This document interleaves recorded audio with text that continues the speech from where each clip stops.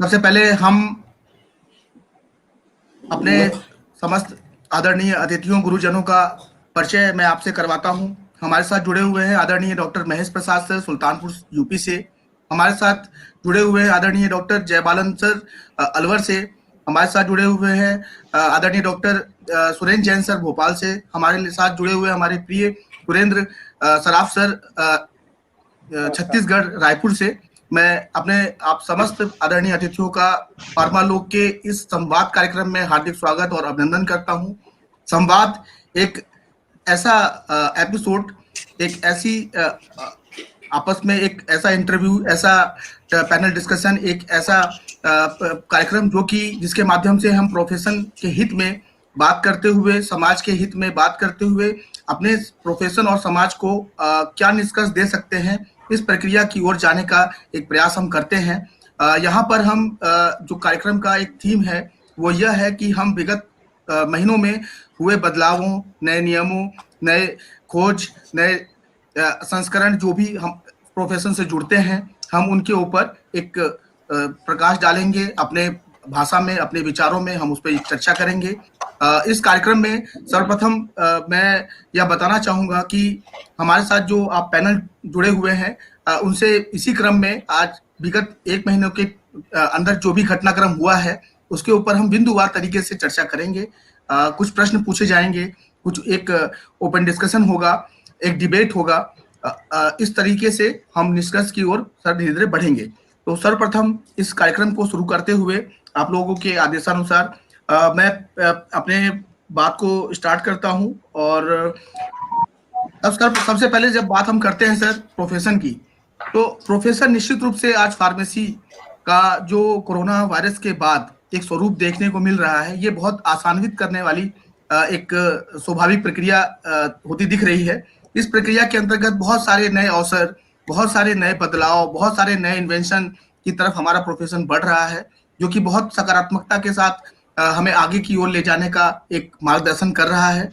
इस क्रम में मैं सर्वप्रथम आप लोगों से ये जानना चाहूंगा सर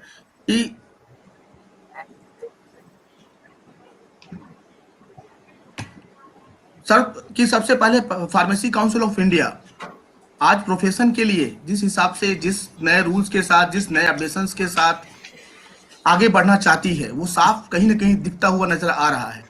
उनके इन प्रयासों से आने वाले समय में जो प्रोफेशन का लाभ होने वाला है, जो प्रोफेशन से जुड़े हुए विद्यार्थी, जो शिक्षक हैं, उनको जो लाभ होने वाला है, इसको आप किस स्वरूप में देखते हैं?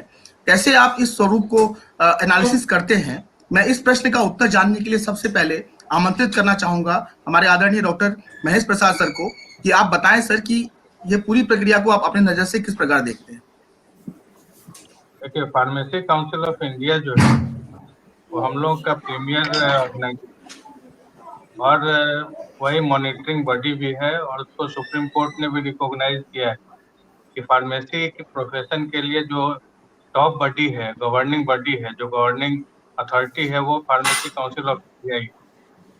और विगत वर्षों में, एक दो वर्षों में हमने ये देखा है कि फार्मेसी काउंसिल ऑफ इंडिया ने काफी अच्छे अच्छे डिसीजंस लिए।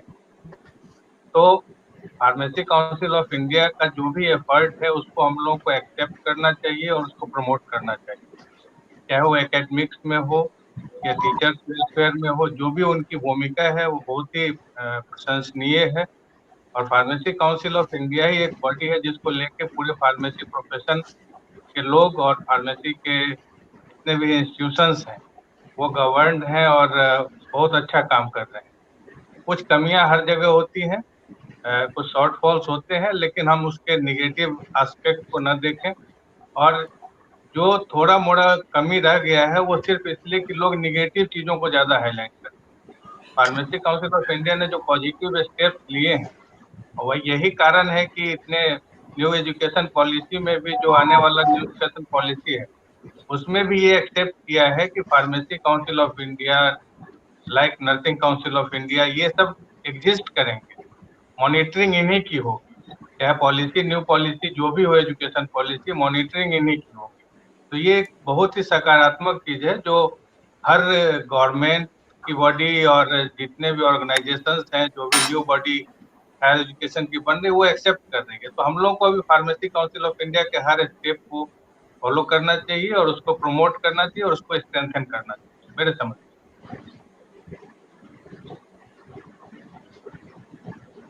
जी अमित।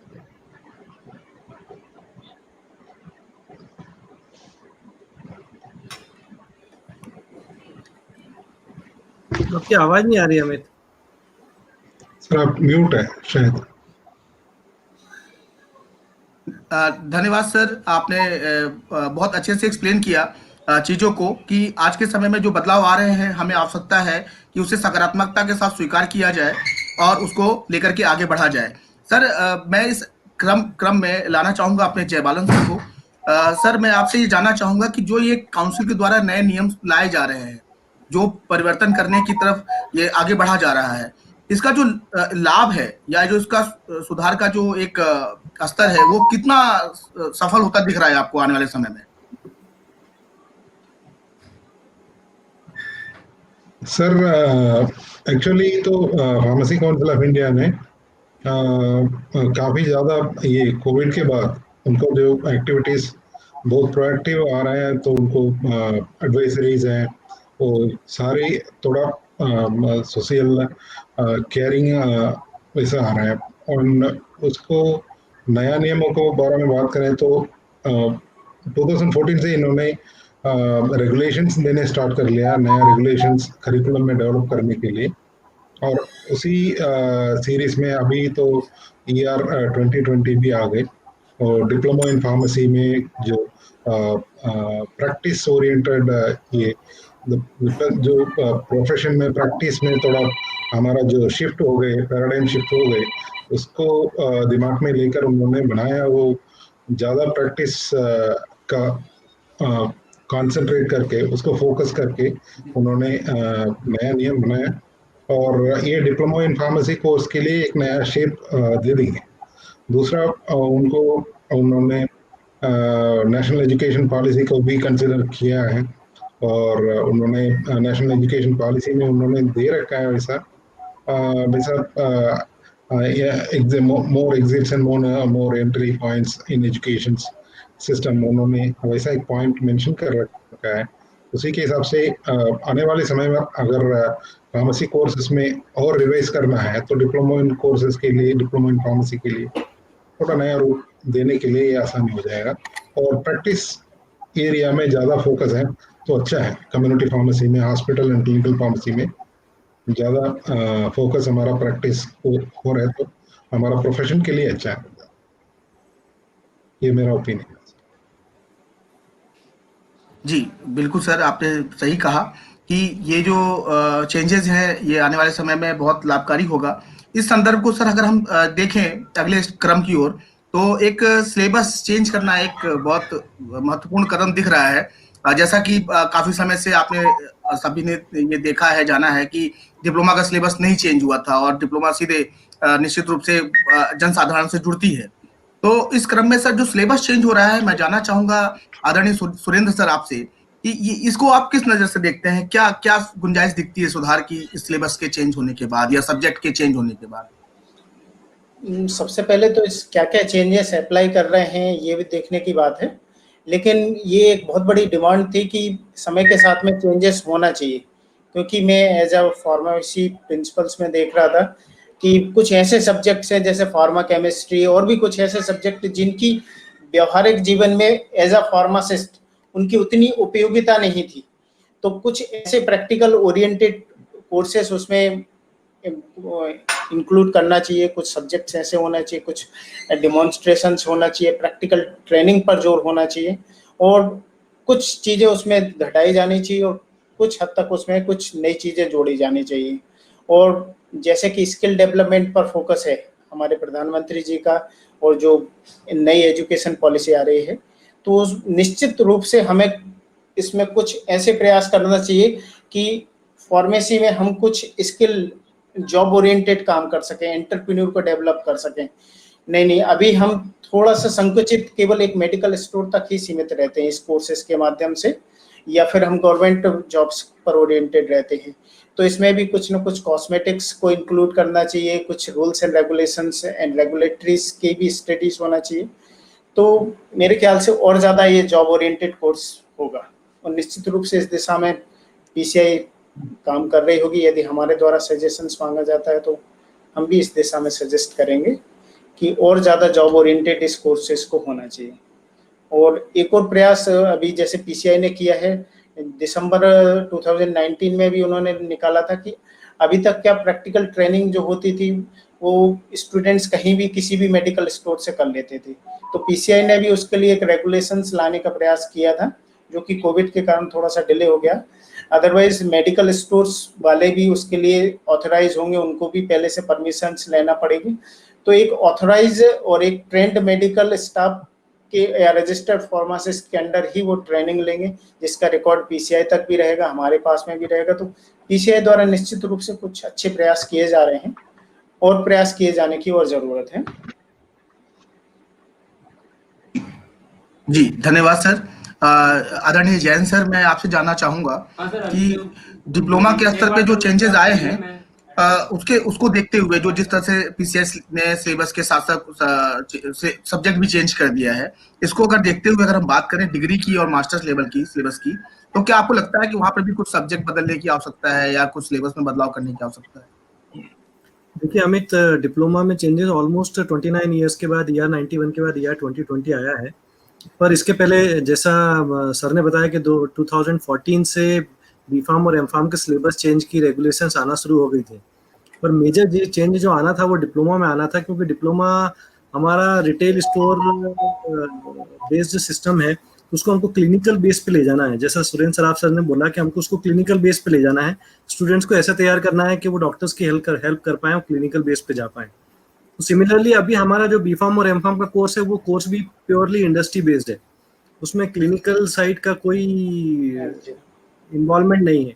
तो अगर हमें क्लिनिकल साइड पे इन्वॉल्वमेंट लाना है, अगर हमें यूरोप से और यूएस के साथ टक्कर में लगना है, फार्मेसी प्रोफेशन को बढ़ाना है, तो हमको डेफिनेटली चेंज करना पड़ेगा। तो पीसीआई उस चेंज पे कंटिन्यूसली चल रही है। पीसीआई ने काफ़ी चेंजेस किए हैं सब्जेक्ट्स में, सिलेबस में और प्रैक्टिकल ट्रेनिंग में।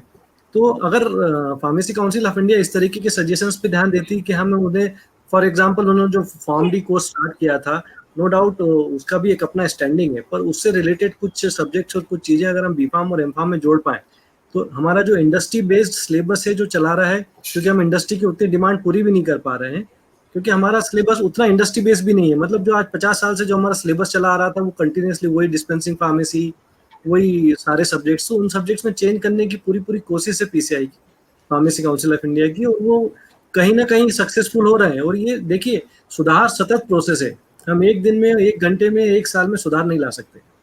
तो पिछली चीज़ों को सुधारने में हमें थोड़ा समय लगेगा, वो समय हमें फार्मेसी काउंसिल को देना चाहिए और हमारे सजेशन सतत फार्मेसी काउंसिल को देते रहना चाहिए, ताकि वो बीफार्म पे, एमफार्म पे और डिप्लोमा पे सिलेबस में सुधार ला पाए, जो एक प्रॉपर चेंज लाए स्टूडेंट्स में, स्टूडेंट्स की फर्दर जो उनकी जॉब ओरिएंटेशन में और फैकल्टीज में भी, मेरा ऐसा मानना है। जी धन्यवाद सर। निश्चित रूप से हमें अच्छे कामों के होने देने के लिए थोड़ा प्रतीक्षारत होना चाहिए और जो बदलाव आ रहा है उसको स्वीकार करना चाहिए सहर्ष। सिलेबस की बात अगर हम सर करते हैं तो महेश सर, मैं आपसे जानना चाहूंगा कि जो ये डिप्लोमा का जो सिलेबस चेंज हो रहा है, इसको आप समाज के परिप्रेक्ष्य में किस तरह से देख रहे हैं कि ये हमारा प्रोफेशन समाज के प्रति कैसे डेडिकेट होने वाला है? हमारे बच्चे ये सिलेबस पढ़ करके, ये सब्जेक्ट पढ़ करके कैसे समाज के लिए और अच्छा कर सकते हैं?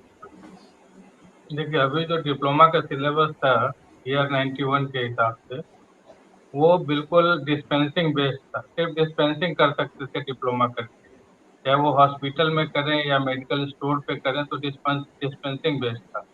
अभी जो ये नया सिलेबस आया है, अभी जो नया रेगुलेशन आया है, उसमें जो डिप्लोमा का सिलेबस उन्होंने करने की कोशिश की है, ठीक करने की कोशिश की है, वो क्लिनिकल बेस्ड।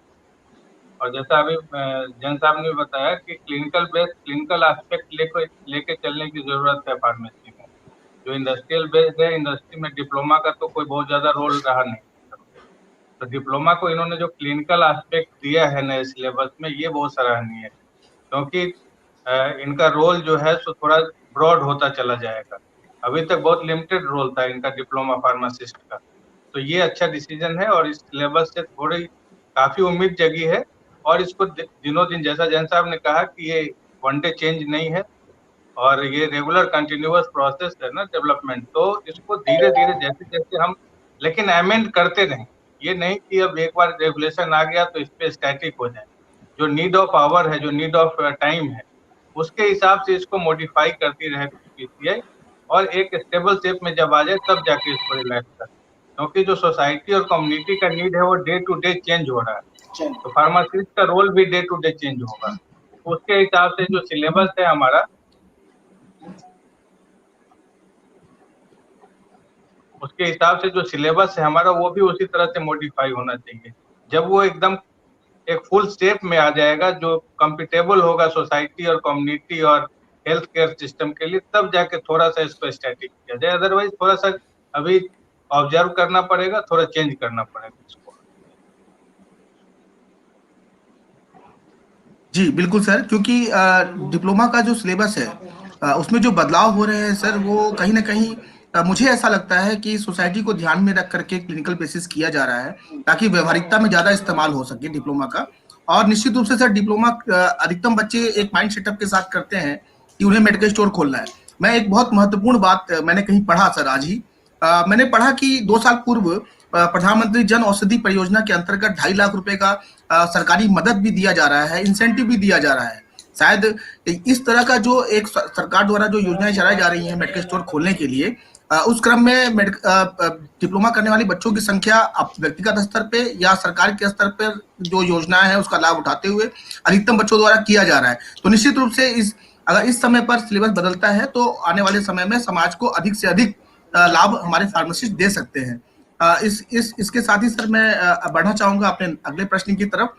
जो आज के परिवेश की अगर बात करें सर, कोविड के बाद का जो सिचुएशन है कि हमारे जो बच्चे हैं जिन्होंने परीक्षाएं नहीं दी है या उनकी परीक्षाएं कहीं कहीं चल रही है या कहीं कहीं हो चुकी है, इन परीक्षाओं का जो दौर था, ये कैसा एक अनुभव रहा आप लोगों के लिए कि ऑनलाइन एग्जाम कराना या उनको कॉलेज बुला के कराना, ये एक बहुत जानने वाला एक विषय है, क्योंकि कहीं ना कहीं आप लोगों ने इसमें बहुत मेहनत की होगी। तो मैं जानना चाहूंगा सर जयबालन सर आपसे कि परीक्षाएं ऑर्गेनाइज कराना कैसा एक अनुभव रहा कोविड के दौरान? सर कोविड के दौरान हमारा दोबारा एक बात बोलना है तो पीसीआई का सपोर्ट बहुत ज़्यादा प्रोएक्टिव था। उनको 2 गाइडलाइंस अगर पहले आ गए तो अप्रैल 9 में उन्होंने एक गाइडलाइन दे दिया कैसा कैसा एग्जाम्स को अप्रोच करना है और स्टूडेंट्स को एग्जाम कैसा कैसा कंडक्ट कर सकता है, जो ऑनलाइन ऑफलाइन ब्लेंडेड मोड, ये सारी चीज़ों उन्होंने इनफैक्ट यूजीसी से पहले ही इन्होंने फार्मेसी इंस्टीट्यूशंस को गाइडलाइंस उन्होंने दे दिया। उसी के हिसाब से काफ़ी ज़्यादा कॉलेजेस ने ऑनलाइन में जो सेशनल एग्जामिनेशन वगैरह तो करने शुरू कर दिया और क्लासेस भी रेगुलर चल रहा था। जिस समय मार्च 21 से हमारा लॉकडाउन स्टार्ट हो गए, उससे जस्ट बाद हमने अप्रैल में हमारे पास गाइडलाइंस आ चुके हैं और एग्जाम्स का गाइडलाइंस और जुलाई 7 में दोबारा आ गए और अगस्त में दोबारा तीसरे गाइडलाइन आ गए। So according to the guidelines हमारे स्टूडेंट सारे अपने इंटरनल एग्जामिनेशंस भी दे दिया और पीजी स्टूडेंट्स ने फाइनल एग्जाम्स भी हमारा Rajasthan University of Health Sciences का एग्जाम्स ऑनलाइन में किया क्योंकि उनको आसानी था, उनको प्रोजेक्ट एवेल्युएशन था। हम ऑनलाइन में प्रपोज किया, यूनिवर्सिटी भी एक्सेप्ट कर लिया उसको, तो हम कंप्लीट भी कर दिया टाइम पे। बच्चे को टाइम बचाने के लिए तो प्रोएक्टिवली जो काउंसिल ने हमारे पास इतनी सारी गाइडलाइंस दे दिया, इसी के अनुसार हमने एग्जाम्स में कोई अभी तक तकलीफ नहीं है और फाइनली जाकर फाइनल ईयर और सेकेंड ईयर डिप्लोमा एग्जामिनेशंस के लिए अक्टूबर तक टाइम दे रखा था यूजीसी ने। सो राजस्थान गवर्नमेंट ने अभी एग्जामिनेशंस कंडक्ट करने का परमिशन दे दिया। अक्टूबर 21 से 20 से हमारा सारे फाइनल ईयर स्टूडेंट्स का एग्जामिनेशन सभी चल रहा है और सारे स्टूडेंट्स अपने सर पर जो मास्क पहनना, सैनिटाइज करना और ग्लव्स यूज करना और सारी social distancing, physical distancing maintain करना, सारे इनको पालन करके बच्चे एग्जाम भी दे रहे। भगवान के कृपा से अभी तक कोई प्रॉब्लम नहीं है, बच्चे को कोई दिक्कत भी नहीं है, ये चलेगा, कोई दिक्कत भी नहीं होना है। एग्जामिनेशंस जी हमारे हिसाब से बीइंग मेडिकल स्टूडेंट्स, उन्होंने सारे अपने प्रिवेंटिव मेजर्स अच्छे से पालन कर रहे हैं और अच्छे से मेंटेन भी हो रहा है, तो इसमें कोई हाइजीनिक प्रॉब्लम्स आने का चांसेस नहीं है। तो मगर मार्केट में कुछ देख रहे हैं, मार्केट में बाहर जो कॉमन पब्लिक को तो एक्टिविटीज कुछ देख रहे हैं, वो ज्यादा डर लग रहा है उनको, तो अभी तक इतना ये नहीं है। ये हमारा जो आने वाले समय फार्मेसी वीक के दौरान सारे कॉलेज अगर एक्टिविटीज करके उसको और अवेयरनेस क्रिएट कर रहे हैं तो और अच्छा हो जाएगा। सोसाइटी में भी वो इस डिजीज का, इस पैंडेमिक का ज्यादा अवेयरनेस हो रहा है तो अच्छा हो जाएगा। बाकी एग्जाम्स में कोई दिक्कत नहीं, अच्छा चल रहा। सर मैं एक क्वेश्चन पूछना चाहूंगा कि आपके यहाँ पे क्या ऑफलाइन एग्जाम हो रहे हैं, बच्चे प्रेजेंट, क्योंकि हमारे CSBTU टेक्निकल यूनिवर्सिटी में ऑनलाइन एग्जाम हुए थे, तो So we have started physical okay क्योंकि हमारे CSBTU यूनिवर्सिटी का रिजल्ट भी आ चुका है, डिप्लोमा का और डिग्री का भी 1-2 दिन के अंदर आने वाला है, तो काफी फास्ट प्रोसेस रही, लेकिन ऑनलाइन एग्जामिनेशंस रहे वहाँ पे। ये तो काउंसिल ने क्लियर कट इंस्ट्रक्शन दे दिया, ये examining authorities can decide and do whatever they feel convenient, either offline, either online or a blended mode, whatever it is, but it should be an examination. The examination must be there. You can reduce the marks, you can reduce the question. जो प्रश्न था वो ये था आपसे कि जो exam online अभी ऑर्गेनाइज हुए या मैनुअली ऑर्गेनाइज हुए, इस एग्जाम को कंडक्ट कराने में, एक फार्मेसी प्रोफेशन का जो ये एग्जाम था उसको कंडक्ट कराने में आप लोगों को कितनी मशक्कत करनी पड़ी, क्या अनुभव रहा आपका? हमारे हिसाब से सारी गाइडलाइंस पहले से मिल चुकी हैं, इसलिए हमारा एग्जाम्स कंडक्ट करने में कोई दिक्कत नहीं हो रहा था। पहले जिस समय ज़्यादा स्प्रेड हो रहा था कोविड, उस समय हम ऑनलाइन एग्जामिनेशंस कंडक्ट किया, कंप्लीट भी किया और मास्टर ऑफ फार्मेसी एग्जामिनेशंस उसमें पास आउट भी कर दिया।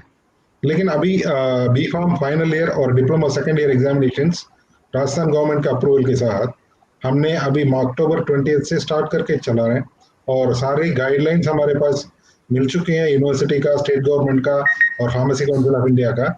उसी गाइडलाइंस के अनुसार हमारा एग्जामिनेशन चल रहा है और अभी तक कोई दिक्कत नहीं है। बच्चे बीइंग ए मेडिकल स्टूडेंट उन्होंने अच्छे से बिहेव कर रहे हैं, वो सैनिटाइजर और हैंड वॉशिंग और एग्जामिनेशन से पहले और मास्क, फेस कवर यूज करना, डिस्टेंसिंग मेंटेन करना, ये सारे अच्छे से बिहेव कर रहे हैं, इसलिए और एग्जाम सेंटर से उनको कुछ डिजीज फैलने का चांसेस भी कम है और अच्छे से उन्होंने हाइजीनिक एनवायरनमेंट मेंटेन कर रहे हैं। हमारा भी हर बार एग्जाम के बाद सेंटर में थोड़ा सैनिटाइजेशन करके मेंटेन कर रहे हैं बच्चे को हेल्थ के कंसर्न। अदरवाइज एग्जामिनेशन कंडक्ट करने में हमें कोई दिक्कत जी।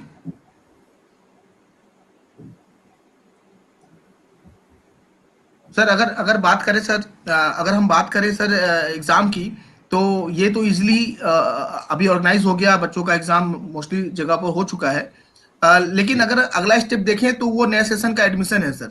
नए सेशन की एडमिशन को लेकर के जो बच्चों में उत्साह दिख रहा है, एडमिशंस बहुत अच्छे हो रहे हैं सब जगह पर, तो कहीं ना कहीं ये प्रोफेशन के लिए बहुत अच्छी बात है। और इस कॉन्सेप्ट को सर आप किस तरीके से देखते हैं आदरणीय सुरेंद्र जैन सर, कि एग्जाम हो रहा है और बच्चे फार्मेसी जुड़ने के लिए लालायित हैं, और इसका क्लासेस स्टार्ट कब से होगा, इस बारे में आप अपने विचार रखें सर। देखिए, राजीव गांधी प्रौद्योगिकी विश्वविद्यालय जो मध्य प्रदेश का टेक्निकल यूनिवर्सिटी, हम लोग उससे एफिलेटेड है, बहुत वेल ऑन टाइम उन्होंने एग्जाम कंडक्ट करवाया। मतलब अभी तो हमारे 8th सेमेस्टर के बच्चों का मार्कशीट्स भी आ गया है। उन्होंने इतना वेल प्लान तरीके से ऑनलाइन एग्जाम करवाया, और ऑनलाइन एग्जाम उन्होंने करवाया सब्जेक्टिव टाइप, ऑब्जेक्टिव टाइप नहीं था, पूरा सब्जेक्टिव टाइप था। स्टूडेंट्स को एक सॉफ्टवेयर डेवलप किया, सॉफ्टवेयर में के सामने बैठ के उनको लिखना था, और इवन वो अपना फेस भी इधर उधर नहीं कर सकता था, क्योंकि वो artificial intelligence AI based software बनाया था। वो बहुत अच्छे तरीके से हुआ। Definitely in Bhopal and Indore in areas में लाइट की कनेक्टिविटी और नेट कनेक्टिविटी का प्रॉब्लम नहीं रहा है, तो एग्जाम बहुत अच्छे से हुआ, सब हो गया।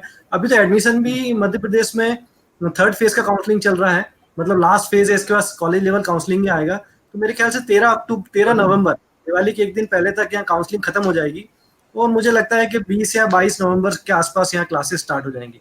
नो डाउट पहले 1-2 हफ्ते तो ऑनलाइन क्लासेस रहेंगी, पर मुझे ऐसा लगता है कि दिसंबर फर्स्ट वीक से ऑफलाइन क्लासेस स्टार्ट हो जाना चाहिए। Second semester, 3rd semester, 5th semester, 7th semester के ऑनलाइन क्लासेस चल रही हैं। इवन सेशनल एग्जाम भी हम लोगों ने फर्स्ट सेशनल एग्जाम ले लिया है 3rd, 5th एंड 7th का। स्टूडेंट फीडबैक हो गया है, अटेंडेंस भी काफी अच्छी आ रही है। अब क्या स्टूडेंट भी 6-7 महीने में घर में रह के थोड़ा बोर हो गए हैं, तो उनको कॉलेज आने का लग रहा है। तो जो हमारे लोकल के स्टूडेंट्स हैं, जो अपने रिस्क पे आते हैं, लैब में काम करते हैं, वो प्रैक्टिकल करते हैं, और उनके साथी लोग वीडियो कॉलिंग के द्वारा वो प्रैक्टिकल देख रहे हैं। तो इस तरीके से स्टूडेंट्स ने ज्वाइन करके और करके काफी अच्छा एक कोऑपरेशन बना के प्रैक्टिकल टीचिंग भी हो रही है और ऑनलाइन टीचिंग भी हो रही है। तो कभी कोई 2 स्टूडेंट आ जाते हैं, कभी कोई 3 स्टूडेंट आ जाते हैं, क्लास लैब में आते हैं, हमने उनको लैब फ्री छोड़ी हुई है, वो सोशल डिस्टेंसिंग का पालन करते हैं और अपना प्रैक्टिकल करते हैं और वीडियो ऑन करके दूसरे लोगों को दिखाते हैं। तो इस तरीके से लर्निंग भी चल रही है, एग्जामिनेशन भी चल रहा है। Means pharmacy council of India की जितने भी नॉर्म्स हैं, वो नॉर्म्स को हम पूरा करने की पूरी कोशिश कर रहे हैं। इवन उन्होंने जो सेशनल एग्जामिनेशन की कॉपी लिखी है वो पीडीएफ में भेजी, उसके बाद वो बाय पोस्ट उन कॉपीज को भेज रहे हैं। जो भोपाल के स्टूडेंट थे उन्होंने अब बाय हैंड यहाँ पे जमा करवा दी है। तो हम लोग सारे नॉर्म्स को फॉलो कर रहे हैं और अच्छे से हो रहा है। अच्छे से होने के पीछे बहुत ज्यादा सहयोग फार्मेसी काउंसिल का भी रहा है, हमारी यूनिवर्सिटी का भी रहा है और हमारे मैनेजमेंट का भी रहा है, जिन्होंने हमें सुविधाएं प्रदान की है इस तरीके की। मोर और फैकल्टी तो बहुत इंपॉर्टेंट है, क्योंकि वही पूरा का पूरा जितना मेहनत फैकल्टी ही कर रही है, हम लोग तो सिर्फ उनको गाइडेंस देते हैं किस तरीके से करना है, क्या करना है। पर हाँ, अभी तक 6-7-8 महीने में बहुत सेफ तरीके से और बहुत अच्छे तरीके से हम लोगों ने स्टूडेंट को एंटरटेन किया है और स्टूडेंट ने ज्ञान प्राप्त किया है। और अभी जो नए बच्चे आ रहे हैं, बहुत अच्छे स्टूडेंट्स आ रहे हैं, और इवन नीट का रिजल्ट आने के बाद तो स्टूडेंट्स और ज्यादा आ रहे हैं जो फार्मेसी की तरफ फार्मेसी करना चाहते हैं। आप विश्वास नहीं करेंगे, इस साल मेरे यहाँ जो एडमिशन हुआ है, फर्स्ट एडमिशन, टॉप एडमिशन हुआ है, that student is having 91%, 12th में 91% है उसका। सो 91, 87, 85, 84 इस तरीके के परसेंटेज के स्टूडेंट्स आए हैं। बहुत अच्छे स्टूडेंट्स आए हैं, वो पढ़ना चाहते हैं और वो अभी भी कंटिन्यूसली बोलते हैं कि हमारी क्लासेस आप आज से चालू कर दीजिए, हम ऑनलाइन क्लासेस करना चाहते हैं। तो इसका इम्पैक्ट, पॉजिटिव इम्पैक्ट तो आया फार्मेसी की तरफ बहुत, और फार्मेसी प्रोफेशन बहुत आगे बढ़ने वाला है। बस यही कि इन टेक्नोलॉजीज का यूज करते करते अगर हम और स्टूडेंट्स को और ज्यादा दे पाएंगे तो हमारी फैकल्टी भी सीखेगी, हम भी सीखेंगे और सिस्टम भी सुधरेगा। धन्यवाद। जी, बहुत अच्छा आपने कहा सर कि काफ़ी पॉजिटिविटी है बच्चों के अंदर फार्मेसी प्रोफेशन को पढ़ने के लिए और इससे जुड़ने के लिए। सर, मैं सुरेंद्र सर आपसे पूछना चाहूँगा कि ऑनलाइन क्लासेस कैसा अनुभव रहा आपका? बच्चों को ऑनलाइन पढ़ाना या बच्चों के दृष्टिकोण से देखें तो उनके लिए कैसा अनुभव रहा एक? आप इस पे बताएं और साथ ही ये भी बताएं कि इस पूरी प्रक्रिया को, जो ऑनलाइन का एग्जाम हुआ या जो क्लासेस हुई, ये ओवरऑल कैसा एक रिव्यू आया आपके नज़र में? सबसे पहले तो मैं ये बताना चाहूँगा कि आरजीपीवी का, जैसे सर ने बताया कि ये सॉफ्टवेयर डेवलप किया, ये हमारे सीएसबी2 में एक थोड़ा सा मिसिंग पॉइंट था। उसके पीछे ये भी एक प्रॉब्लम थी कि नेटवर्क की कनेक्टिविटी उतनी अच्छी नहीं थी, तो मॉनिटरिंग प्रॉपर जो होना चाहिए थी वो नहीं हो पाई। मतलब बच्चों को एक सिस्टम डेवलप किया गया, यूनिवर्सिटी ने काफ़ी मॉक टेस्ट लिए, बच्चों से भी लिए, हम लोगों को भी उन्होंने ट्रेनिंग दी, वर्कशॉप के माध्यम से हम लोगों को ट्रेंड किया, सॉफ्टवेयर डेवलप किया। लेकिन ऑनलाइन जो उनकी प्रॉपर मॉनिटरिंग होना चाहिए कि बच्चे किस तरीके से लिख रहे हैं, कि लेकिन वो नहीं हो पाई। बाकी ओवरऑल जैसे हम लोगों ने काफ़ी एवेल्युएट किया, हमारे फैकल्टी गए, तो छत्तीसगढ़ के स्टूडेंट ने काफ़ी हद तक मतलब मेहनत करके लिखने का प्रयास किया। काफ़ी स्टूडेंट मतलब फेल भी हुए, उनकी मार्किंग भी कम रही। तो ये एक अच्छा साइन है कि बच्चों ने एक मेहनत करके लिखने का एक प्रयास किया। मैंने अपने टीचर से जानने की भी कोशिश की कि वो किस लैंग्वेज थी कि क्या थी, तो उन्होंने कहा नहीं, बच्चों ने अपने मन से लिखने का प्रयास किया। तो ये एक हम लोगों को एक नया सीखने को मिला कि बच्चों ने बहुत हद तक मेहनत करके लिखने का प्रयास किया। और ये वास्तव में एक चैलेंजिंग टाइम था कि किस तरीके से करेंगे बच्चों को ऑनलाइन पढ़ाना, क्योंकि कोविड के पहले अभी तक कभी न किसी ने ऐसा सोचा नहीं था कि ऑनलाइन मोड पे भी एग्जाम होंगे, ऑनलाइन क्लासेस भी होंगी। लेकिन टेक्नोलॉजी एडवांसमेंट भी धीरे धीरे इतने अच्छे हो गए थे कि गूगल मीट और बहुत सारे सॉफ्टवेयर इतने रिफाइन हो चुके थे कि कोई प्रॉब्लम नहीं आई। थोड़ा सा प्रॉब्लम हुई बच्चों को जोड़ने में कुछ रिमोट एरियाज में अभी जैसे नेटवर्क कनेक्टिविटी नहीं मिलती है, तो कुछ लोगों को दिक्कत है, अदरवाइज बच्चे एंजॉय कर रहे हैं। हाँ, लेकिन वो ऑफलाइन क्लास को भी मिस कर रहे हैं, वो जल्द से जल्द कॉलेज आना चाहते हैं सेफ्टी के साथ में। जैसे ही वैक्सीन आए, वो कॉलेज लाइफ का जो एंजॉयमेंट है वो ऑनलाइन में कहीं ना कहीं मिसिंग कर रहे हैं। अदरवाइज एक अच्छा एक्सपीरियंस रहा। अभी सेशनल एग्जाम भी हो चुके हैं हमारे यहाँ, डिप्लोमा के रिजल्ट्स भी आ चुके हैं, एडमिशन प्रोसीजर भी पूरी ऑनलाइन माध्यम से अभी हमारे ऑलमोस्ट सारे एडमिशन्स हो चुके हैं।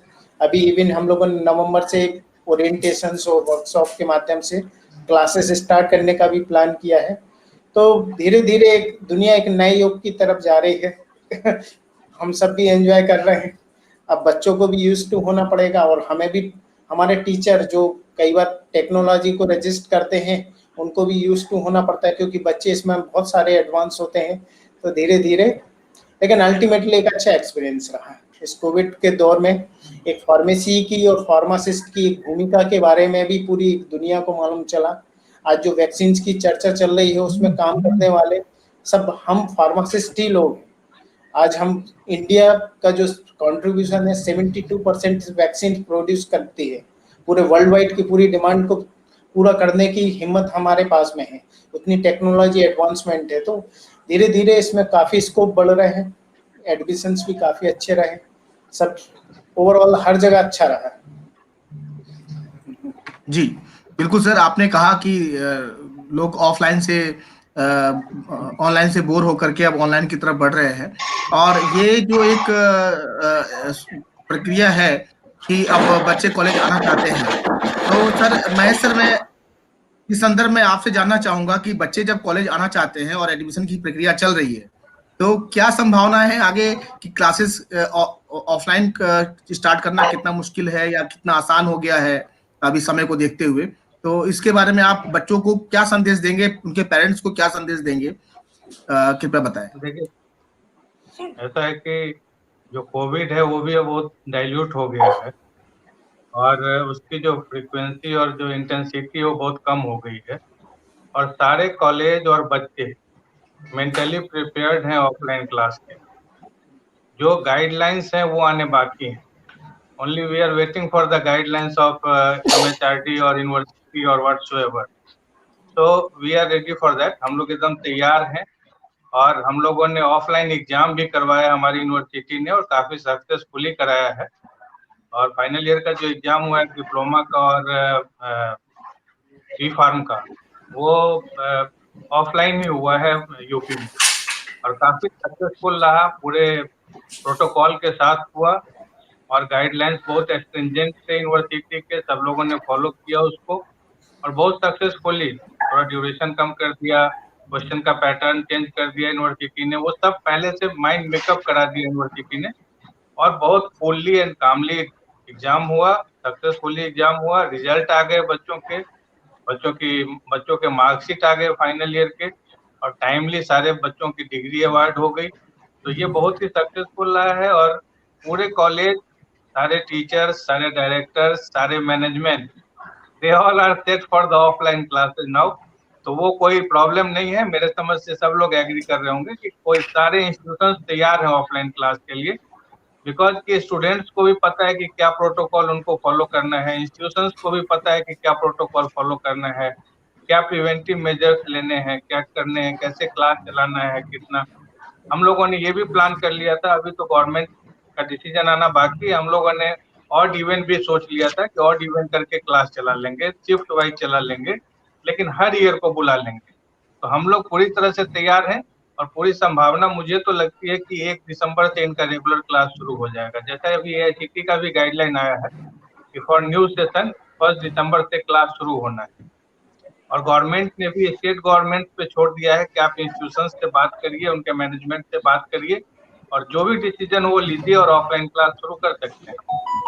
हम लोग तैयार हैं उसके लिए ऑफलाइन क्लास, क्योंकि हम लोगों ने एग्जामिनेशन करा के देख लिया है, उसमें कोई प्रॉब्लम नहीं आई हम लोगों को। ऑफलाइन क्लास हम कंडक्ट करा सकते हैं।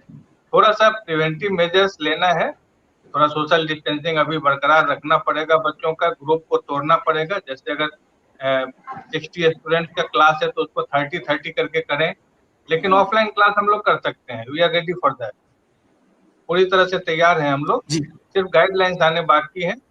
हम लोग भी चाहते हैं कि ऑफलाइन क्लास हो, क्योंकि वो जो एक कनेक्ट करना होता है टीचर्स को और स्टूडेंट्स को, वो ऑनलाइन क्लास में मिसिंग है कहीं ना कहीं। जैसा अभी सर ने बताया कि वो कहीं ना कहीं मिसिंग है, और बच्चे भी ऑफलाइन क्लास करना चाहते हैं, वो कॉलेज आना चाहते हैं। कॉलेज जो प्रैक्टिकल और जो टीचर से अटैचमेंट और जो कनेक्टिविटी होती है वो मिसिंग है उनके लिए। और यूपी की बात करें और छत्तीसगढ़ की बात करें तो most of the students are from rural background, और जो लॉकडाउन हुआ उसमें बच्चे चले गए अपने घर, तो it was very much challenging for this university to conduct online class, online examination. Although हमने ऑनलाइन क्लासेस चलाने की पूरी कोशिश की, मैक्सिमम बच्चों को कवर भी किया, लेकिन कुछ बच्चे फिर भी मिसिंग रहे। हालांकि यूनिवर्सिटी ने चांस दिया है कि वो बच्चे जो छूट गए हैं एग्जामिनेशन से, जो इम्प्रूव करना चाहते हैं, वो एक स्पेशल एग्जाम कंडक्ट कराने जा रही है यूनिवर्सिटी, उसमें वो अपियर हो सकते हैं, अपने को इम्प्रूव कर सकते हैं अगर कोविड के कारण उनको कोई परेशानी हुई तो। ये कुछ अच्छे इनिशिएटिव यूनिवर्सिटी ने भी लिए हैं, गवर्नमेंट ने भी लिए हैं। बस हम लोग तैयार हैं ऑफलाइन क्लास के लिए, कॉलेज की तरफ से, मैनेजमेंट की तरफ से कोई दिक्कत नहीं है, कोई परेशानी नहीं है। बस सिर्फ यूनिवर्सिटी और गवर्नमेंट के गाइडलाइंस क्लियर कट आ जाए कि आप किस डेट से शुरू करना है, तो वी आर एक्सपेक्टिंग कि 1 दिसंबर से रेगुलर क्लास इनके शुरू हो जाएंगे, क्योंकि एडमिशन ही 30 नवंबर तक गाइडलाइन में जो आया है उसमें दिया है कि लास्ट डेट ऑफ एडमिशन जो AICTE का कट ऑफ है वो 30 नवंबर है। तो 30 नवंबर तक क्लास एडमिशन होगा, तो निश्चित रूप से 1 दिसंबर से उन्होंने कहा है। तो शुरू में ओरिएंटेशन होता है थोड़ा सा, तो 1 वीक और मान ले ओरिएंटेशन ऑनलाइन हो सकता है, लेकिन फर्स्ट वीक ऑफ दिसंबर हम लोग ऑफलाइन क्लास के लिए तैयार हैं। जी बिल्कुल सर, ये एक जो आपने ये कहा कि ऑफलाइन और ऑनलाइन के बीच का जो डिफरेंस समझाया आपने, कहीं ना कहीं इस विषय में बहुत सारे शिक्षकगण ऐसे हैं जो अपनी बात रखते हैं और सेम चीज कहते हैं जो अभी आपने कहा कि एक जो कनेक्टिविटी है, अंडरस्टैंडिंग होती है टीचर और स्टूडेंट के बीच में, कहीं ना कहीं वो मिसिंग है। तो इसी कारण से ऑफलाइन क्लासेस स्टार्ट करने के ऊपर बल दिया जाना चाहिए सिचुएशंस और नॉर्म्स को मानते हुए। अब इसके बाद सर अगर हम बात करें कि गवर्नमेंट का क्या रोल रहता है फार्मा सेक्टर के डेवलपमेंट के लिए या मेडिकल सेक्टर के डेवलपमेंट के लिए, तो लगातार बहुत सारी चीजें गवर्नमेंट भी कर रही है प्रयास कि इस सेक्टर को बल मिल सके, चाहे वो आर्थिक रूप से मदद करके, चाहे नए रूल्स ला करके, चाहे नई नई योजनाएं निकाल करके। इस क्रम में सर अभी एक बहुत अच्छी चीज, एक बहुत अच्छी पहल सुनने में आई कि भारत में कई जगहों पर फार्मा पार्क की स्थापना की जाएगी, जिसका पहला पार्क, जिसका जो पहला कह सकते हैं आपकी गुजरात में सर पहला मेडिकल डिवाइस पार्क बनाया जा रहा है, जो कि 2 लाख करोड़ रुपए के सालाना कारोबार और 3000 दवाओं के साथ देश का सबसे बड़ा निर्यातक राज्य बनने जा रहा है गुजरात। इसके बाद जो हमारी इंस्ट्रूमेंट्स या मेडिकल से जुड़ी हुई जो हमारी इंस्ट्रूमेंट्स हैं, उसकी जो एक डिपेंडेंसी है अदर कंट्रीज के ऊपर, वो कम हो जाएगी। इसी आधार पर फार्मा पार्क का जो अलग अलग राज्यों में जो काम चल रहा है और जो विशेषकर यूपी में जो 2 जगहों पे विचार हो रहा है, इस कार्य को आप कैसे देखते हैं फार्मा सेक्टर के डेवलपमेंट के लिए? जयबालन सर, इस पे आप प्रकाश डालें। हाँ सर, एक्चुअली ये मैं कोविड स्टार्ट होने से पहले मैं एक सेमिनार के लिए लिटरेचर ढूंढ रहा था। उस समय उन्होंने बोला इंडस्ट्री सेक्टर में फार्मा का फोकस, इंडिया का फोकस बहुत अच्छा था। इंडिया ये फोकस कर रहे हैं जेनरिक ड्रग्स के, और जो ड्रग्स उनको जो पैटर्न एक्सपायर हो रहे हैं वो 2020 से लेकर 2030 तक, ये 10 साल का पीरियड उन्होंने कैलकुलेट कर रखा है। उसमें उन्होंने 120 मिलियन करोड़ का, सॉरी 120 बिलियंस का फोकस है, उनको बिजनेस होने का चांसेस है। अगर इंडिया इसको पूरी तरह ग्रास्प कर रहे हैं तो इतने सारे ड्रग्स इनको पैटेंट एक्सपायरी हो रही है 10 साल में, उसको जेनरिक मार्केट में लेने के लिए इंडिया के पास कैपेसिटी है, कैपेबिलिटी है, और इंडिया वैसा फार्मेसी ऑफ द वर्ल्ड भी है। तो अगर ये अपॉर्चुनिटी को इंडिया पूरी तरह अगर कर सकता है तो $120 बिलियन इंडस्ट्री हमारे पास आने का चांसेस है। और हमारा फोकस अभी 2008 से इंडस्ट्री के साथ साथ प्रैक्टिस में भी शुरू हो गए, उस पैराडाइम में भी हम फोकस करने लग गए, और अभी धीरे धीरे हमारा प्रैक्टिस साइड में भी फोकस ज़्यादा हो रहा है। और इस पैंडेमिक के बाद फार्मासिस्ट को रोल कहाँ कहाँ हॉस्पिटल्स में ज़्यादा बढ़ सकता है और कहाँ कहाँ उनको केयर और आना चाहिए। Apart from community pharmacy, hospital regular routine duty अब कर रहे हैं, क्लिनिकल साइड में फार्मासिस्ट क्या कर सकता है और फार्माकोविजिलेंस में क्या काम कर सकता है और मटेरियल विजिलेंस में क्या सर में भी ये कोरोना के बाद हमारा जो फोकस ज़्यादा प्रैक्टिस साइड में भी लगने लगे। और हमारे पास 2008 से पीसीआई फार्मेसी प्रैक्टिस को ध्यान में रख के प्रैक्टिस एजुकेशन भी स्टार्ट कर लिया, और हमारा जो बी फार्मेसी कोर्स है वो इंडस्ट्री बेस्ड है, वो अभी तक चल रहे हैं, उसको रिवाइज भी कर रखा है 2014 से। सो हमारे जो आपने जैसा बोल दिया, 2-3 स्टेट गवर्नमेंट ने और फार्मा पार्क बनाने के लिए एक्सेप्टेंस दे दिया। पहले तो यूपी गवर्नमेंट का था और आंध्र प्रदेश गवर्नमेंट का था, गुजरात भी आ गए और पार्क और स्पेशल इकोनॉमिक जोन बना रहे हैं। तो उसमें हम इन $120 बिलियन का जो जेनरिक जो ड्रग्स नया एक्सपायरी हो रहे हैं उनको अगर हम प्रोडक्शन यहाँ कर सकता है इंडिया में, तो हमारा जो कंट्रीब्यूशन वर्ल्ड लेवल में और बढ़ सकता है। अभी हम कह रहे हैं हर तीसरे tablet is consumed by the world is made from India, यानी एवरी 3 टैबलेट्स में 1 टैबलेट इंडिया से ही प्रोडक्शन हो रहा है, और ज़्यादा हो जाएगा अगर इस तरह का हम इंडस्ट्रियल पार्क और स्पेशल इकोनॉमिक जोन्स क्रिएट करके फार्मा इंडस्ट्रीज डेवलप कर रहे हैं। तो हमारा जो फार्मा प्रोडक्शन कैपेसिटी है ये बढ़ जाएगा, और इसको तो गवर्नमेंट का सपोर्ट चाहिए और स्पेशल इकोनॉमिक जोन्स का बनाने जरूरी है। अभी स्टेट गवर्नमेंट स्टार्ट कर लिए, और पहले 2 government, UP government in Noida और दूसरा आंध्र प्रदेश गवर्नमेंट, 2 गवर्नमेंट पहले से ही उन्होंने फार्मा पार्क के लिए काम शुरू कर दिया है। अभी तो आप कह रहे हैं गुजरात में भी स्टार्ट कर दिया, तो 3 स्टेट्स अभी स्टार्ट कर लिया और बाकी स्टेट भी स्टार्ट कर रहे हैं। तो we can easily grasp that new expiring drug, pattern expiring drug market in India. वो तो बहुत अच्छे साइन है। हमारा जो कोविड के बाद हम आराम से इसको ला सकते हैं। हमारे स्टूडेंट्स जो फार्मेसी करके जा रहे हैं वो नया एंटरप्रेन्योर भी बनाने के लिए वो उनके लिए कोई नया मॉलिक्यूल्स मिल जाए। नया मॉलिक्यूल्स मतलब just expiring patent, they can concentrate the production of the generic drugs which are just expiring their patent in India. ये तो नया चीज है, और ये नया एंटरप्रेन्योर्स ज्यादा होने के लिए एक अच्छे से मदद करेगा। जी सर, सही बात कहा आपने कि जो ये जो फार्मा पार्क का जो कॉन्सेप्ट है, निश्चित रूप से सर प्रोफेशन के लोगों को ना सिर्फ रोजगार देगा, बल्कि आने वाले समय में हमारी जो डिपेंडेंसी है अदर कंट्रीज के ऊपर उस पे भी हमारे को बहुत बड़ा मदद करने वाला है। मैं इस क्रम में सर एक अपना अगला प्रश्न सुरेंद्र जैन सर आपसे पूछना चाहता हूं कि जैसे बात आती है सर कि फार्मा में हमारी जो डिपेंडेंसी वर्ल्ड, वो अभी तक इतना बड़ा कंट्रीब्यूशन होने के बाद भी विदेशों पे ज्यादा रहता है। तो खासतौर से चाइना की अगर हम बात करें सर, तो क्या ऐसी डिपेंडेंसी है चाइना के साथ जिसको आज हमें आसानी से खत्म करने में दिक्कत आ रही है, या किस तरीके से हम खत्म कर सकते हैं? कृपया इस पे भी हमारे स्टूडेंट्स की जानकारी के लिए आप बताएं, क्या है ये डिपेंडेंसी सर? देखिए फार्मेसी प्रोफेशन को इंडिया में कभी भी जो मुकाम मिलना चाहिए था वो मुकाम कभी मिला नहीं।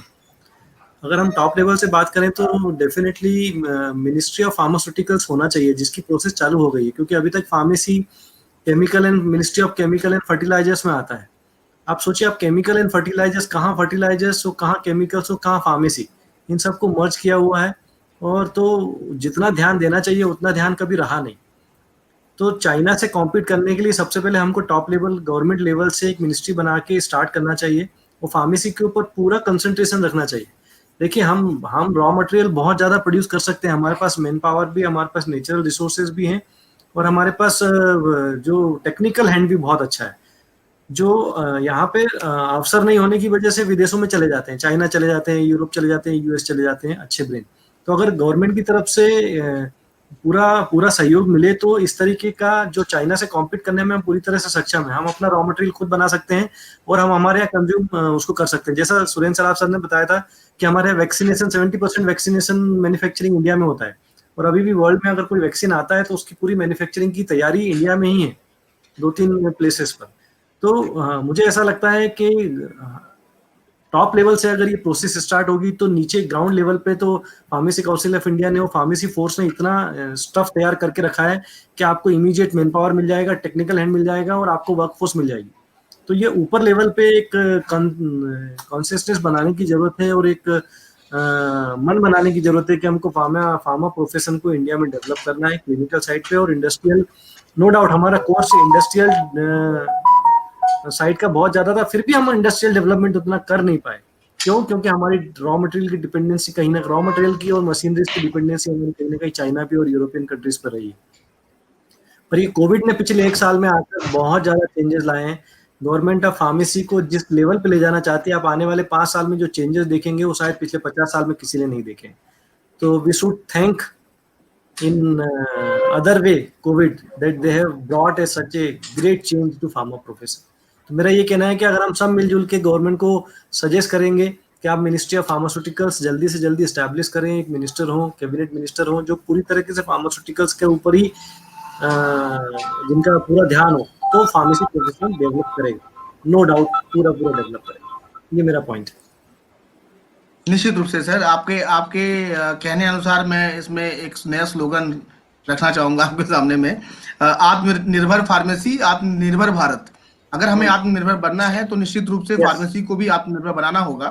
और आज के समय में सर आत्मनिर्भरता को जिस प्रकार से सपोर्ट दिया जा रहा है, बल दिया जा रहा है, ये आने वाले समय में हम न सिर्फ हमारे प्रोफेशन के लिए अच्छा है बल्कि पूरे फार्मेसी और मेडिकल सेक्टर के लिए अच्छा है। मैं एक वाकया बताना चाहूंगा सर। आज लोग कहते हैं कि हम क्या कर सकते हैं। हमने एक वाकया पढ़ा फार्मेसी से जुड़े हुए एक पर्सनालिटी की, बड़ा अच्छा लगता है पढ़ के, कि 1983 में श्री दिलीप संघवी सर जिनको हम द फार्मा किंग कह सकते हैं, उन्होंने अपने पिता से 10,000 रुपया उधार लिया यह कह करके कि मैं आपको ये वापस करूंगा, और उन्होंने काम करके एक ब्रांड खड़ा किया जिसको आज हम सन फार्मा के नाम से जानते हैं। तो सर इरादे मजबूत अगर हों तो ऊंचाइयां मायने नहीं रखती। यही बात आज हमें अपने प्रोफेशन और अपने विद्यार्थियों को समझाना है कि शायद हमारे जो हौसले हैं, आज ये बताते हुए जयबालन सर ने कहा कि हम जो तीसरी गोली देखते हैं दुनिया के अंदर, जो तीसरी दवाई देखते हैं दुनिया के अंदर, वो हमारी होती है। इस बात को कहने में हमें कितना गर्व महसूस होना चाहिए। जेनरिक मेडिसिन में सबसे बड़े निर्यातक देशों में सबसे नंबर 1 पे हम आते हैं। और अगर वैक्सीन की बात करें सर, तो पूरी दुनिया में वैक्सीन सप्लाई के लिए 62% वैक्सीन आज इंडिया के थ्रू ही सप्लाई होती है। ये सब जब सुना जाता है तो निश्चित रूप से एक गौरव का विषय होता है सभी फार्मेसी से जुड़े हुए लोगों के लिए। और अगर हम बात करें सर आज के समय में, तो जिस हिसाब से आत्मनिर्भरता की दिशा में जो काम हो रहा है, वो एक एपीआई बनाने वाली जो कंपनियां हैं आज के डेट में, जो खुद से भारत के अंदर एपीआई बनाने लगी हैं।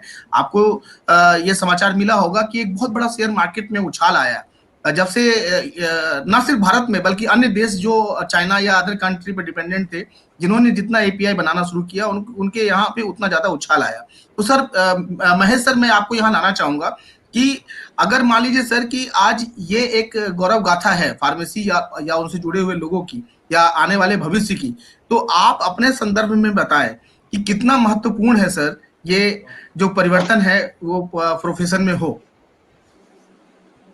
देखिए, अभी जो फार्मास्यूटिकल प्रोडक्शन है कंट्री का, वो 3rd लार्जेस्ट इन वॉल्यूम है और 14th इन वैल्यू है। तो अगर ये 14th इन वैल्यू 3rd इन वैल्यू आ जाए, जैसे 3rd लार्जेस्ट है हम लोग अभी प्रोडक्शन में, तो वॉल्यूम में है और वैल्यू में 14th है, तो ये 14th अगर 3rd आ जाए, वॉल्यूम के तरह वैल्यू भी 3rd आ जाए, तो निश्चित रूप से हमारे फार्मेसी प्रोफेशन का इतना लेवल ऊंचा हो जाएगा कि जिसको जैन साहब ने कहा कि मिनिस्ट्री बनाने की जरूरत है और ऊपर से ही चेंज करने की जरूरत है, ये उसी पॉलिसी के तहत ही हो सकता है, क्योंकि कभी भी फार्मेसी पे सेपरेट फोकस रहा ही नहीं। अभी तक फार्मेसी को यही नहीं पता कि हम हेल्थ डिपार्टमेंट में आते हैं, कि साइंस एंड टेक्नोलॉजी में आते हैं, कि केमिकल फर्टिलाइजर में आते हैं। हमारा गवर्निंग बॉडी जो है, जो मेंटर है फार्मेसी काउंसिल ऑफ इंडिया, वो हेल्थ डिपार्टमेंट से गवर्न होता है। कहीं कहीं फार्मेसी प्रोफेशन जो है साइंस एंड टेक्नोलॉजी से गवर्न होता है, कहीं कहीं हेल्थ डिपार्टमेंट के अंदर आता है। तो अभी हम लोग अपनी स्टेबिलिटी को ही ठीक नहीं कर पाए कि हम हैं किसके अंदर।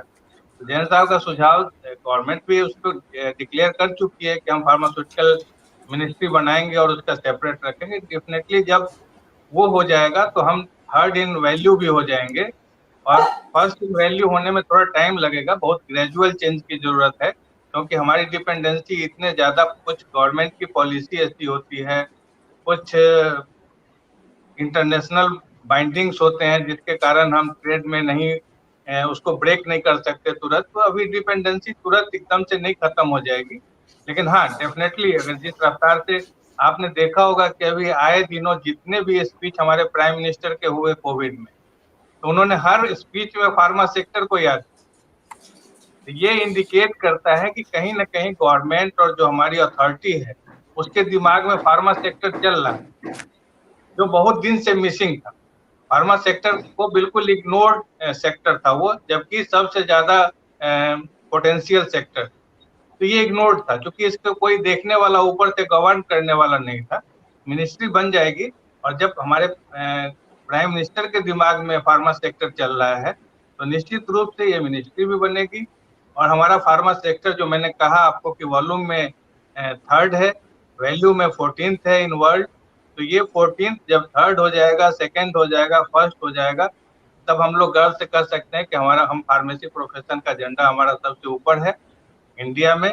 और देखिए, हेल्थ केयर सिस्टम का बहुत बड़ा कंपोनेंट है फार्मेसी, इसमें कहीं कोई डिनाई नहीं कर सकता।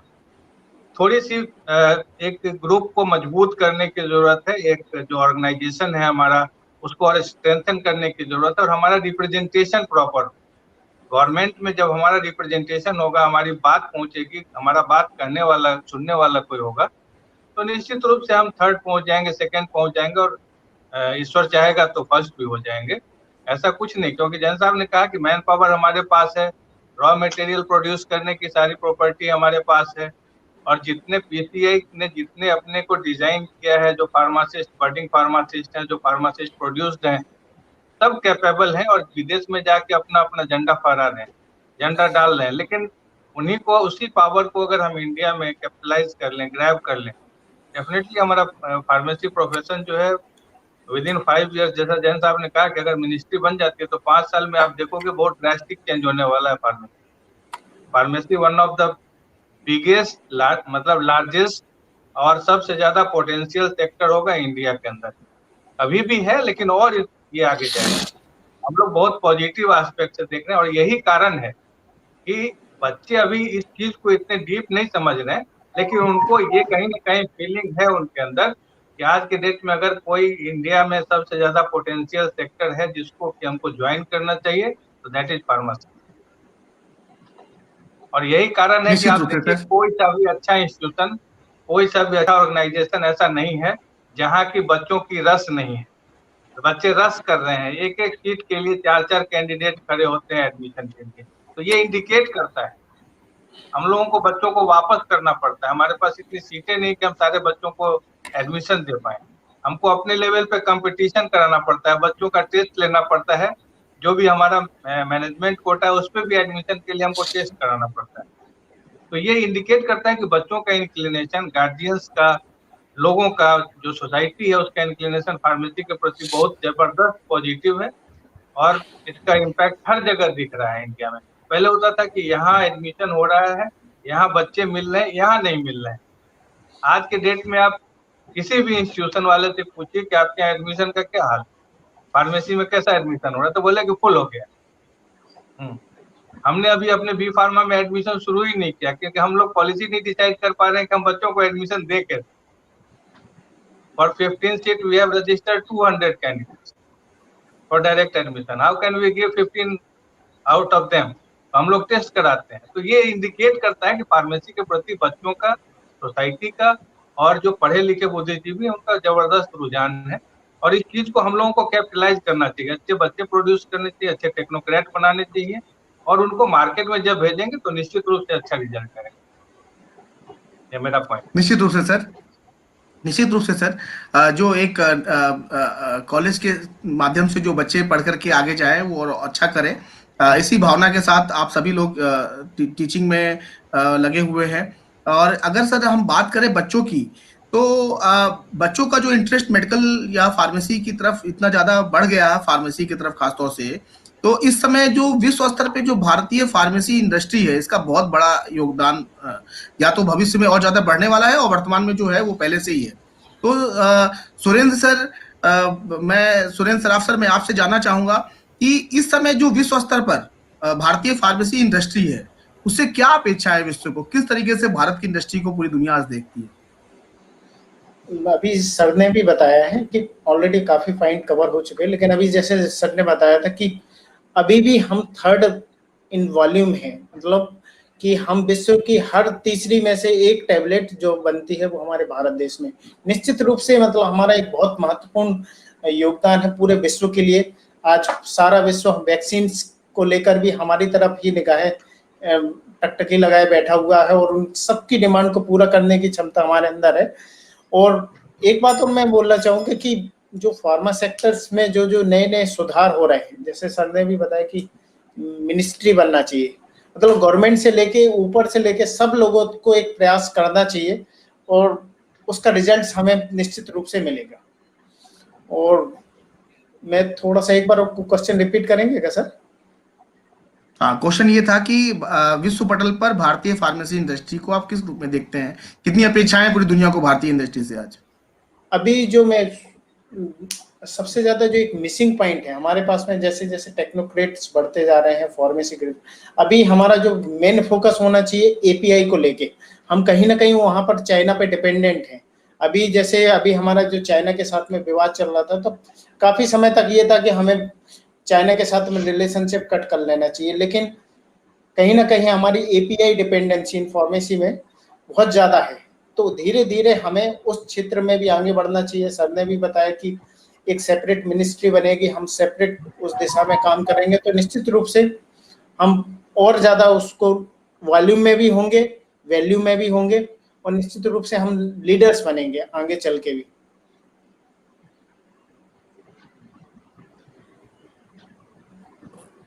धन्यवाद सर, आपने बहुत अच्छा कहा कि इस समय जो एपीआई को लेकर के जो सर एक काम चल रहा है, सभी देश अपने अपने स्तर पे काम कर रहे हैं। भारत में भी एपीआई को बनाने के लिए लगातार कंपनियां बहुत मेहनत कर रही हैं और एपीआई बना रही हैं, अभी उन्होंने शुरू किया है। और मैंने देखा सर, कहीं मैं पढ़ रहा था तो वहां पर लिखा हुआ था कि शेयर मार्केट जो होता है उसमें आज की डेट में जो मेडिसिन बनाने वाली कंपनियां उनका भी नाम आ रहा है। तो कहीं ना कहीं जो ये बूम है, जो उछाल है, जो शेयर मार्केट में एक टॉप की कंपनियों में जो नाम दिखते हैं, तो ये देख करके तो समझ में आता है कि काफी अच्छा इंप्रूवमेंट अभी हमारे यहाँ भी देखने को मिल रहा है। और साथ में जो एक ऑनलाइन दवा का या होम डिलीवरी का एक नया स्टार्ट हुआ अभी पीछे, ये भी अपने आप में सर एक बहुत अच्छी पहल है। लोगों को आसानी से दवाएं मिल जा रही है और इससे एक जॉब की क्रिएटिविटी भी बनी है। अभी आने वाले 6 से 9 महीने के बीच में सर लाखों नौकरियों का सृजन होना है। इस बात को अगर मैं चर्चा में तब्दील करना चाहूं तो मैं जयवालन सर आपसे पूछना चाहूंगा कि सर इस समय जो इंडस्ट्री ग्रोथ है या जो उनका जो शेयर बढ़ रहा है या उनको उनके भविष्य की अगर हम बात करें कि ये कितना और चमकीला हो सकता है, ब्राइट हो सकता है, तो इस पर आप क्या कहना चाहेंगे? सर मेरा ओपिनियन तो ये है, यस वी आर प्रेजेंटली हमने डिपेंडेंट है तो एपीआई के डिपेंडेंट हो रहे हैं, लेकिन इंडिया में एपीआई प्रोडक्शन ज़्यादा करने के लिए गवर्नमेंट थोड़ा सब्सिडीज वगैरह ज़्यादा देना है फार्मा प्रोडक्शन कंपनीज को, और जो रूल्स और रेगुलेशंस उसको जो एपीआई इंडस्ट्रीज के ऊपर है इतने बड़ा ज़्यादा पोल्यूशन कंट्रोल इनका तो स्ट्रिंजेंट रूल्स हैं, थोड़ा उसको रिवाइज करना है, रिव्यू करना है। और तीसरा, और ये स्पेशल इकोनॉमिक जोन्स फार्मा के लिए सारी स्टेट में होना चाहिए, तब जाके नया नया एंटरप्रेन्योर्स अपने एपीआई मैन्युफैक्चरिंग यूनिट स्टार्ट करेंगे। और केमिस्ट्री में हमारे बच्चे को ज़्यादा ध्यान देना पड़ेगा, क्या इंटरमीडिएट्स अभी इम्पोर्टेंट है, क्या ड्रग सब्सटेंसेस इम्पोर्टेंट है, क्या ड्रग प्रोडक्ट्स इम्पोर्टेंट है। सो ये 3 चीज़ों में हम 3 डिफरेंट काइंड ऑफ इंडस्ट्रीज हम लगा सकते हैं, 1-2 इंटरमीडिएट्स के लिए, एक एपीआई के लिए, एक फॉर्मुलेशंस के लिए। सो इतने बड़े स्कोप हैं, तो हमारे स्टूडेंट्स को हम वैसा फीड करना है जो इंडस्ट्री में जाके आप एंटरप्रेन्योर बन के नया नया प्रोडक्शन यूनिट्स आप स्मॉल लेवल में स्टार्ट करो। आपको अगर प्रोडक्शन का पूरे स्केल अप करके आपको टेक्नोलॉजी बिल्कुल सेट हो गए तो you will get definitely your own market. हमारे तो स्पेसिफिकेशन के अंदर होना चाहिए ड्रग, और क्वालिटी होना चाहिए। अगर आप पूरे स्पेसिफिकेशन के अंदर प्योर ड्रग आप एफिकेसी के साथ दे सकते हैं तो you can survive in the market very well.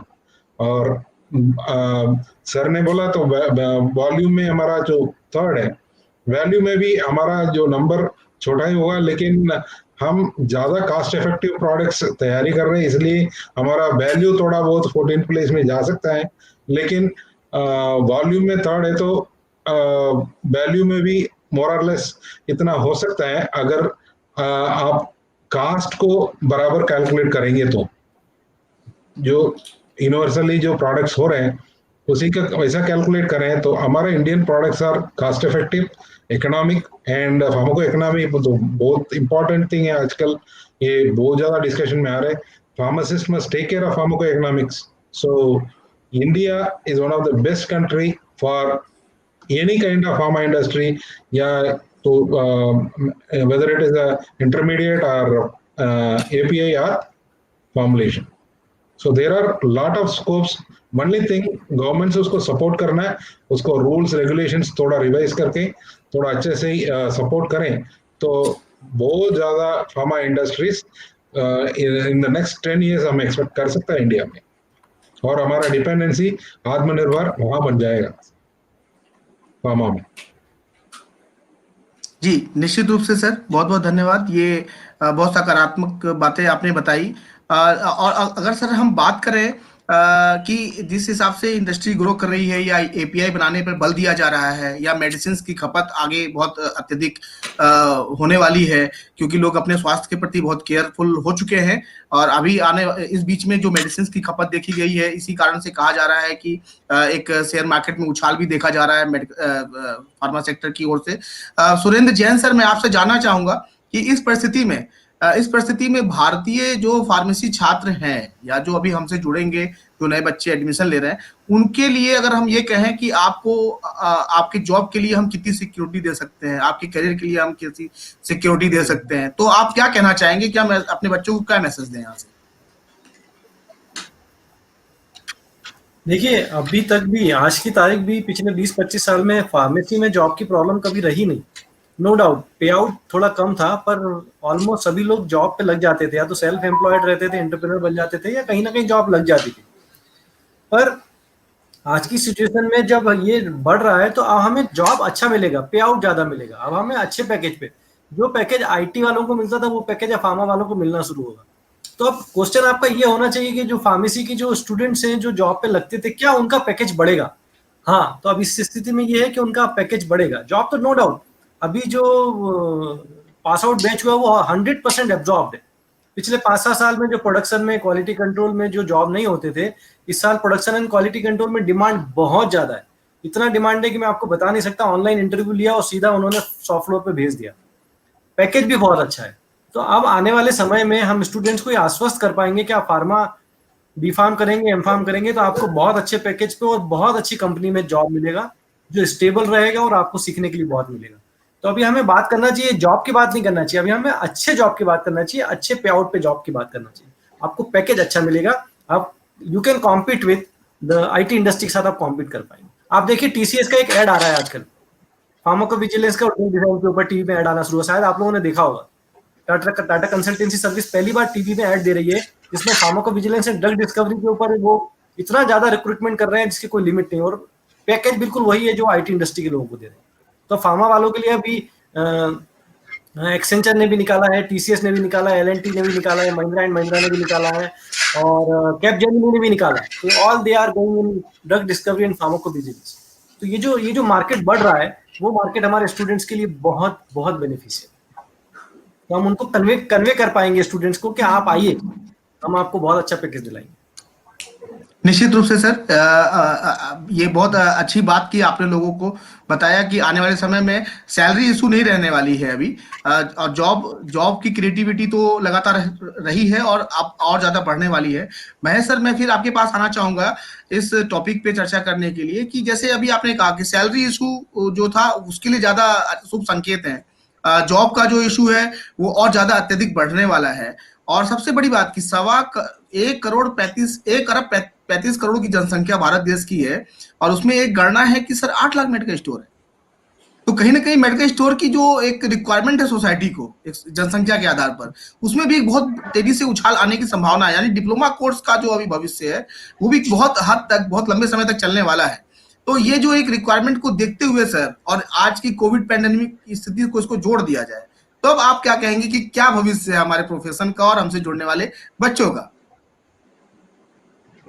देखिए, आपने जो डाटा बताया ना कि एक 125 करोड़ और उसमें 8 लाख मेडिकल स्टोर, तो इसमें एक और चौंकाने वाला तथ्य मैं जोड़ता हूँ आपको कि 8 लाख जो आप मेडिकल स्टोर बता रहे हैं, उस मेडिकल स्टोर पे स्किल्ड लोग कितने मेडिकल स्टोर पे ये सुनेंगे तो आप आश्चर्यचकित हो जाएंगे।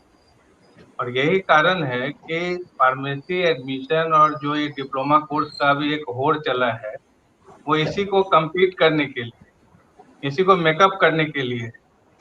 तो ये बहुत जरूरी चीज है। पहले तो हम लोग एक लेवल पे आ जाएं, चाहे जैसे भी कॉलेज खुला है, जो पढ़ रहे हैं बच्चे, उस पर मैं ज्यादा कमेंट नहीं करना चाहूंगा। तो ये पहले जो लेवल है वो मेकअप हो जाए। फार्मा जो भी ड्रग स्टोर है और मेडिकल स्टोर है, उसमें स्किल्ड फार्मासिस्ट कम से कम बैठने लग जाए, इस लेवल तक आ जाए पहले तो। रही बात जॉब की, जैन साहब ने एकदम स्पष्ट कहा है कि अब वो दौर ही खत्म हो गया कि हम जॉब की बात करें, अब हम पैकेज की बात करें। अब पैकेज की बात करें, और ये जो आपने अभी इससे पहले पूछा था कि ये फार्मा पार्क और ये सब उसी की कड़ी है। जैसे आप आईटी पार्क सुनते हैं कि आज हैदराबाद में बन गया, आज यहाँ बन गया, पटना में बन गया, वहां बन गया, तो आईटी पार्क जैसे एक हब बना रहे हैं, उसी तरह से फार्मा पार्क बनाने की बात हो रही है।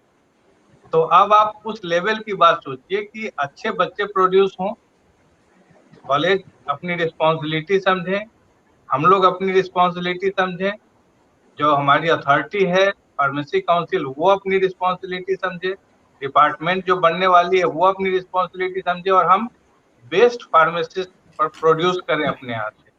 इंफ्रास्ट्रक्चर डेवलप करें, टीचिंग मेथोडोलॉजी चेंज करें, उनको लेटेस्ट इंफॉर्मेशन दें, लेटेस्ट टीचिंग दें, ये बहुत जरूरी है। पैकेज निश्चित रूप से बढ़ रहा है, अपने आप बढ़ रहा है। अब जैसे जैन साहब ने कहा कि टीसीएस में, हमारे यहाँ ईयर बिफोर लास्ट ईयर एक बच्चा टीसीएस में सेलेक्ट, और उसके 5-6 राउंड इंटरव्यू हुए, 5 बच्चे गए तो उसमें एक सेलेक्ट हुआ, बट वो बहुत अच्छा लगा। It was very much enthusiastic for us कि बच्चा अब टीसीएस में जा रहा है। कभी हम लोगों ने सोचा ही नहीं था कि फार्मेसी का बच्चा, हमारे यहाँ का बच्चा, हम लोग के जैसे कॉलेजों का बच्चा टीसीएस में जाएगा। बीएचयू और बेट्स पिलानी में ये था कि वहाँ जो उनका कोर्स करिकुलम है वो इस तरह का है कि बच्चे आईटी सेक्टर में भी जा सकते हैं, किसी और सेक्टर में भी जा सकते हैं, बायोटेक्नोलॉजी में जा सकते हैं, तो उनका कोर्स करिकुलम इस तरह का था। लेकिन हम लोग का जो कोर्स करिकुलम है, उसके यहाँ से बच्चे निकल के अगर टीसीएस और एसेंचर में जा रहे हैं और अच्छे पैकेज पे जा रहे हैं, तो निश्चित रूप से ये बहुत ही सुख देने वाली बात है और सुकून देने वाली बात है। और मैं जैन साहब की बात से 100% एग्री करता हूँ कि अब नौकरी की बात तो न पहले थी फार्मेसी में, न आज है और न कभी होने वाली। अब हम सिर्फ अच्छे पैकेज की बात करें, अच्छे लेवल की बात करें कि बच्चा अगर बी फार्म करके जाता है तो उसका अच्छे लेवल पे प्लेसमेंट हो, एम फार्म करके जाता है तो आरएनडी और उसमें भी बहुत अच्छे लेवल पे प्लेसमेंट हो। इतनी अपॉर्चुनिटीज हैं कि हम उसको अभी बढ़ते बढ़ते भी हमको कम से कम इस लेवल पे भी 15 से 20 साल लग जाएंगे हमको बढ़ने में। तो हमारे पास अपॉर्चुनिटी की कमी नहीं है, अपॉर्चुनिटी बहुत है, बहुत वाइड अपॉर्चुनिटी है फार्मेसी के लिए।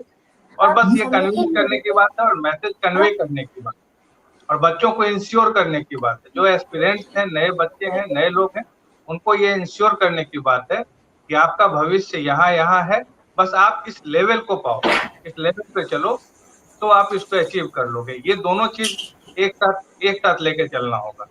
हमको सिर्फ वो पैकेज नहीं दिखाना होगा, हमको उस लेवल तक उनको लेके जाना होगा। ये हमारी रिस्पॉन्सिबिलिटी है सर।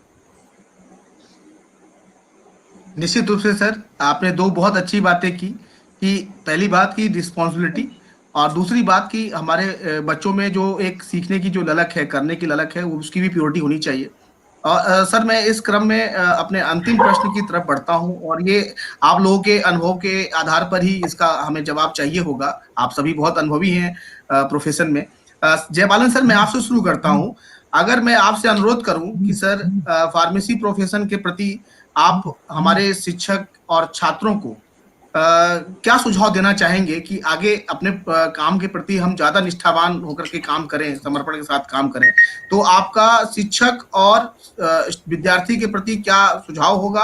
साथ में समाज को आप फार्मेसी प्रोफेशन के प्रति जुड़ने के लिए या लगाव उनसे बढ़े हमारा समाज के प्रति डायरेक्ट, उनके प्रति आपका क्या संदेश होगा सर?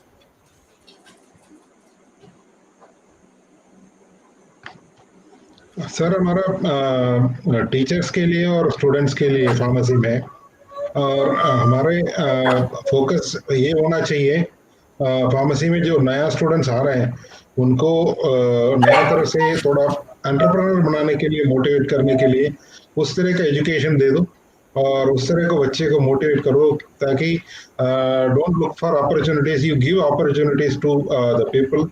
ये पहले ये होगा डिग्री जो बच्चे आ रहे हैं आजकल इतने बहुत अच्छे नॉलेज स्किल सेट के साथ आ रहे हैं, उनको अगर एंटरप्रेन्योर बना के हम देख रहे हैं तो सोसाइटी में बहुत ज़्यादा फायदा हो जाएगा। उनको भी बहुत अच्छे मौका मिल रहे हैं आजकल। तो इंडस्ट्री स्टार्ट करने का जो सब्सिडीज वगैरह जो गवर्नमेंट अनाउंस कर रहे हैं, जो देख अच्छा लग रहा है। और स्टूडेंट्स को ये इस 10 इयर्स मतलब 20 से लेकर 2030 तक आपको फार्मेसी में अच्छा पीरियड कह सकते हैं आप फार्मास्यूटिकल इंडस्ट्री डेवलपमेंट के लिए बहुत अच्छे समय है। और एंटरप्रेन्योर्स डेवलप करने के लिए बच्चे को मोटिवेट करो। और डिप्लोमा स्टूडेंट्स का है वो प्रैक्टिस ओरिएंटेड कोर्स है, वो प्रैक्टिस के लिए उनको तैयार करो। साथ साथ बच्चे को प्रैक्टिस, जो बी फार्म का बच्चे भी प्रैक्टिस के लिए तैयार हो रहे हैं, तो हमारा बी फार्म डिप्लोमा ये भी खत्म हो जाएगा और हम सोसाइटी के लिए काम करते हैं। और हेल्थ केयर इंडस्ट्री में हमारा रोल बहुत बहुत अच्छा वाला कंट्रीब्यूशन हो जाएगा। यही मेरा है। तो पूरा हमारा जो यंगस्टर्स को मोटिवेट करने का रोल हमारा टीचर्स का है और जो आने वाले स्टूडेंट्स का हम मोटिवेट करना है इस तरह का उन्होंने नया एंटरप्रेन्योर्स बना के और इंडस्ट्री में काम।